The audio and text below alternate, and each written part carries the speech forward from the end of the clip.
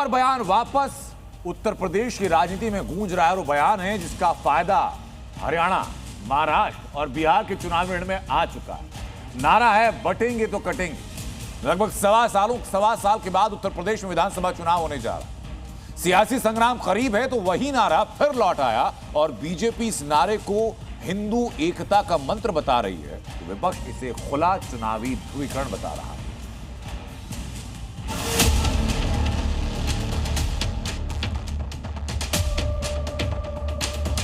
जो बांटने वाले लोग हैं ना, इन लोगों से सावधान रहना।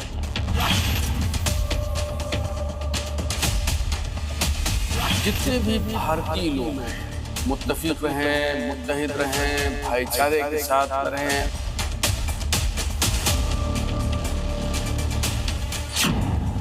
बचेंगे तो कटेंगे रिटर्न, एकता का योगी मंत्र। देश का दुश्मन आंखें लगाए बैठा है। आप बंट गए तो फिर कटने के रास्ते भी खोल जाएंगे।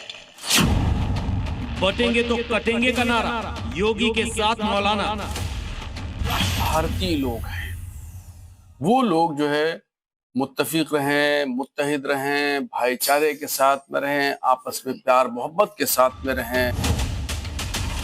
यूपी में 2027 का सियासी बिगुल बजने से पहले ही योगी का बटेंगे तो कटेंगे वाला बयान एक बार फिर गूंज उठा है।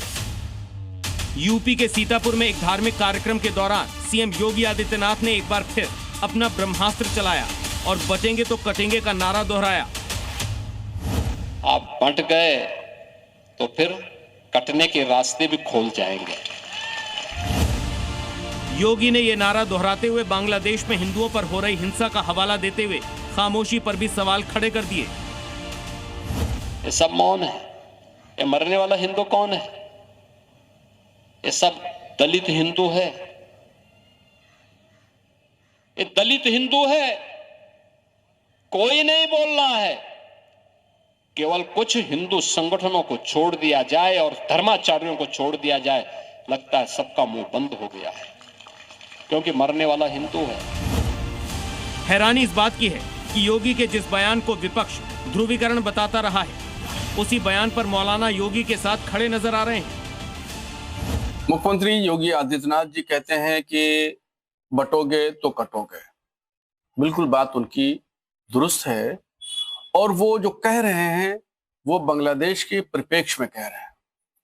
उनके कहने का पस मंजर बांग्लादेश है कि बांग्लादेश में अल्पसंख्यकों के साथ में जो जुल्म और ज्यादती हो रही है, उस सिलसिले को बता रहे हैं। दरअसल योगी ने कहा कि कुछ नेता समाज को बांटने की कोशिश कर रहे हैं और अगर देश बटा तो दुश्मनों के लिए रास्ते अपने आप खुल जाएंगे।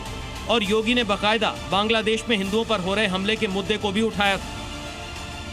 बांग्लादेश में जो मारे जा रहे हैं हिंदू, हर दिन आप सुनते होंगे, एक हिंदू जला दिया गया, एक हिंदू के घर में आग लगा करके मार दिया गया, राह चलते हुए एक हिंदू को जला दिया गया।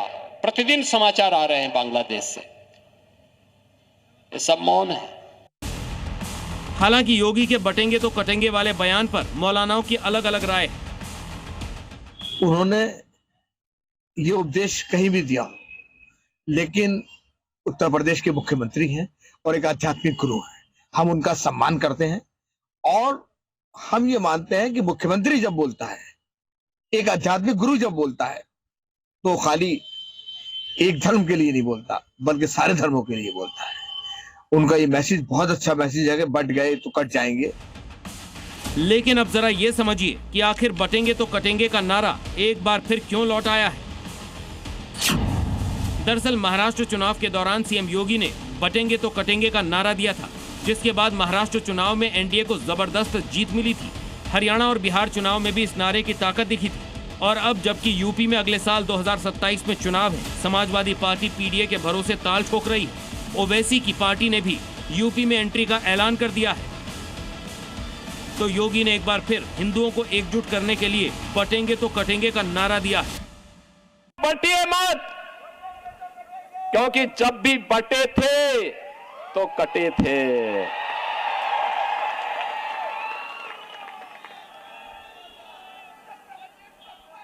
एक है तो नेक है, एक है तो सेफ है, और बटे थे तो कटे थे, हमें बटना नहीं है। योगी के इस बयान के बाद सियासत भी गर्म हो गई। विपक्ष इसे चुनावी ध्रुवीकरण बता रहा है तो बीजेपी इसे हिंदू एकता का संदेश बता रही है। प्राकृतिक सत्य है कि आदमी जब एकजुट रहता है तो मजबूती रहती है, ताकत रहती है, और बंटता है तो कमजोर हो जाता है। भारतीय जनता पार्टी, मैं ये शब्द अकेले मुख्यमंत्री जी के लिए शब्द का इस्तेमाल नहीं कर रहा हूँ, मैं ये कह रहा हूँ भारतीय जनता पार्टी का हर एक नेता झूठ और आडंबर करने में माहिर है। बट कौन रहा है, पूरा एक सनातनी एकजुट है, और जो अपने को ये मानते हैं कि हम ज़्यादातर हिंदुस्तान के अंदर मुसलमान हिंदू ही हमारे पूर्वज हैं, तो वो भी हमारे साथ हैं। योगी का बटेंगे तो कटेंगे का नारा पहले महाराष्ट्र, हरियाणा और बिहार में गूंज चुका है और अब यूपी चुनाव से ठीक पहले इस बयान ने फिर जोर पकड़ लिया है। ब्यूरो रिपोर्ट, जी मीडिया।